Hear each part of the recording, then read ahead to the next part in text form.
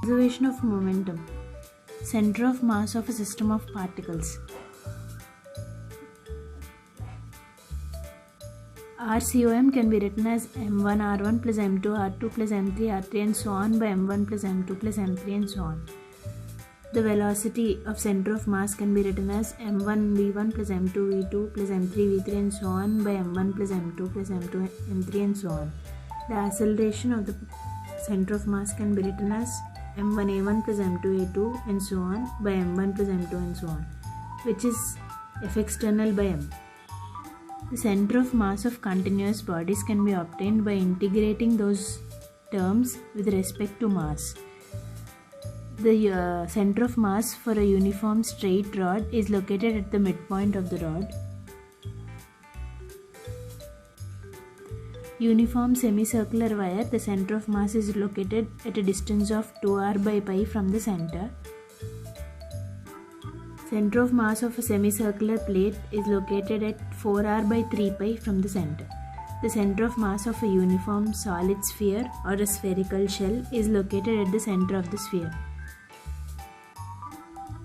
Conservation of momentum. Impulse.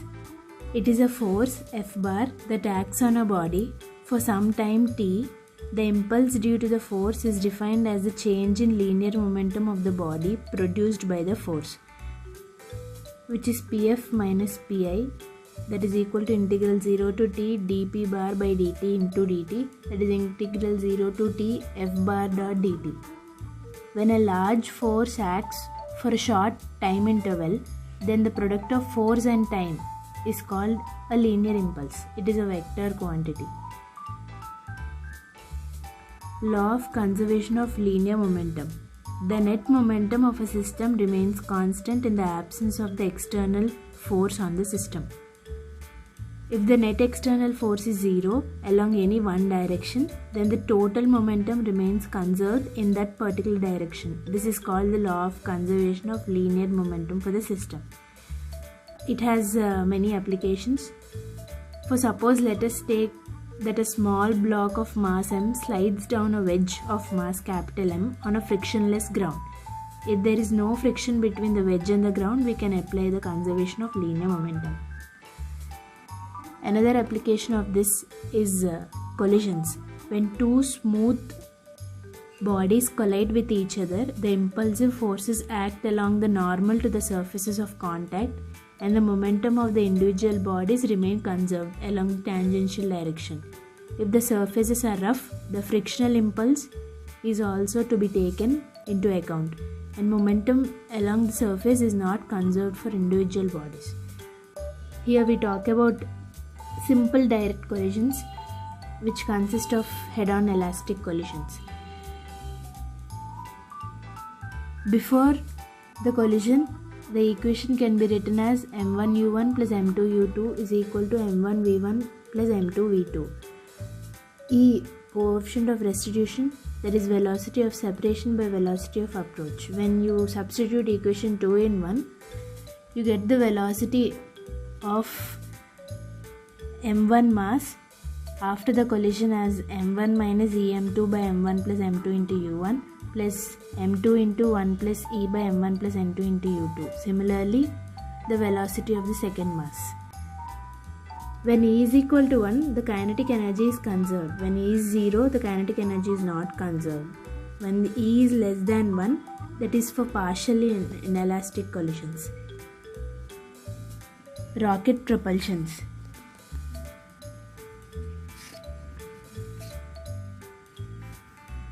Based on the fact that the direction of force is parallel to the velocity if the mass of the system is increasing, and the direction of force is anti-parallel to the velocity if the mass of the system is decreasing, is given by the velocity of a rocket, which is u minus gt plus vr into ln m0 by m. U is the initial velocity of the rocket, vr is the exhaust velocity of gases, m0 is the initial mass of rocket, and m is the mass of rocket at time t. Points. In the projectile motion as shown in the figure, the time taken can be written as 2 uy by g, that is t is proportional to uy, and h maximum height can be given by uy square by 2g, where h is directly proportional to uy square, and the range is ux into t, that is ux into 2uy by g, where range is directly proportional to ux into uy. As shown in the above figure, the vertical component of velocity just after the collision becomes euy or e times, while the horizontal component remains unchanged. Hence the next time t will become e times, h will become e square times, and r will also become e times. So similarly, after n collisions, we can write that the time taken is e power n into t naught, and the maximum height is e power 2n times h naught, and the range is 2 e power n times r naught. When a liquid of density rho is filled in a container as shown in the figure, the liquid comes out from the container through an orifice A at a depth h below the free surface of the liquid with a velocity v. This exerts a thrust force in the container in the backward direction. This thrust force is given by Ft is equal to Vr into minus dm by dt, where Vr is V, that is minus dm by dt is rho Av.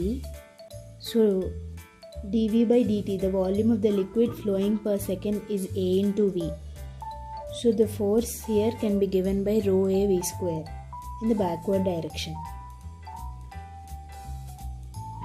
For suppose a chain of mass per unit length lambda is given, it begins to fall through a hole in the ceiling as shown in the figure A, or the end of the chain is piled on the platform is lifted vertically as in the figure B.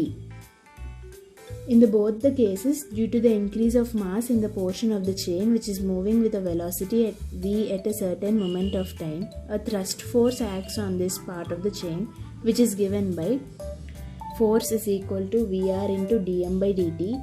Here Vr is V, dm by dt is lambda into V. So force is given by lambda V square. Thank you.